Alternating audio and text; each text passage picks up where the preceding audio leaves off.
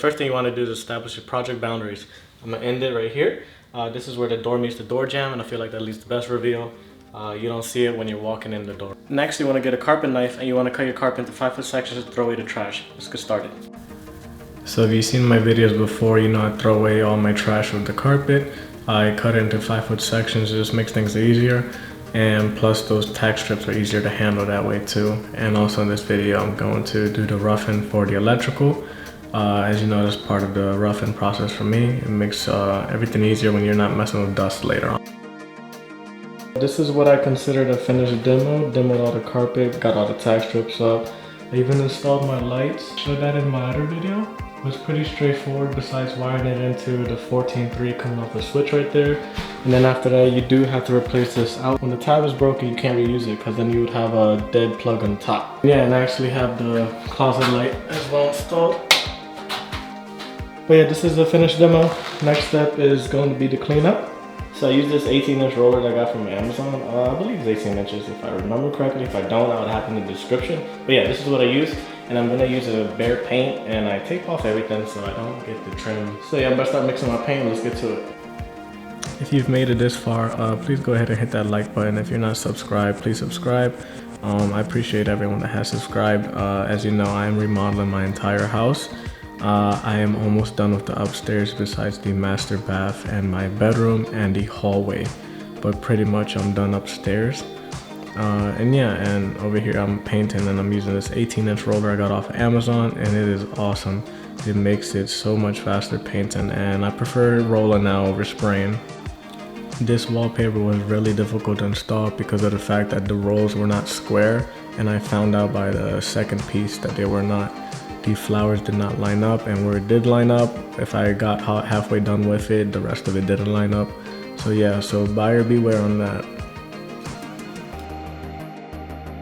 No matter what I did, even if I took a level and marked the wall, I had straight lines going up and down because I lined up my first piece and the second piece did not line up at all, even with the flowers. Some parts you can tell, some parts you can't, but yeah, I highly do not recommend this wallpaper. So now that I've been recording, every time I do something like a project or whatever, it is actually more time consuming to do all these projects. And before, you know, I could knock out a room maybe in 2 to 3 days.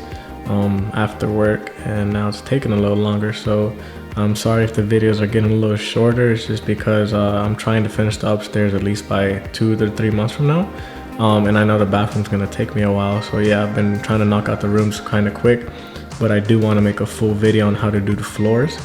If anybody would like that, let me know. I have kind of a full video of it. It's really simple after I say the first 3 rows, and after that it just becomes repetitive.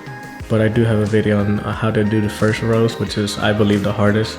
And yeah, just leaving the finish is the most important part to me, where you leave the 1/4 inch around if you're not putting it on their baseboard. So there's a lot of controversy when it comes to using shoe trim and finishing off laminate flooring. It's considered unprofessional, which it kind of is, but at the same time, when an appraiser comes to your home, I mean, he's just gonna care if you have laminate flooring, vinyl flooring, if you have hardwood or carpet. It really doesn't matter if you have shoe trim as far as when it comes to value. And yeah, and most of my videos are tailored to DIYers, and I promise you, you'd rather do this than do a lot of patchwork afterwards if you mess up taking off the baseboard. Alright guys, I just got done setting up I guess this is gonna be another office. And yeah, this is the finished product. This is the floors, the dust I'm gonna keep in here. This is how the paint came out. Look at that little shelf right there with the duck. The lights, I did 3 of them. And then that wallpaper came out okay. There is some imperfections in it, like bubbles and whatnot, but you can barely tell, and you can only tell when you're up close. So, and then in the closet, did the same floors. And I changed out the light in here. It looks kind of blown out. Let's see if I can do something about that. You can kind of tell it right there. Looks pretty nice. But yeah, I hope you guys enjoyed the video, and hit that like button if you did.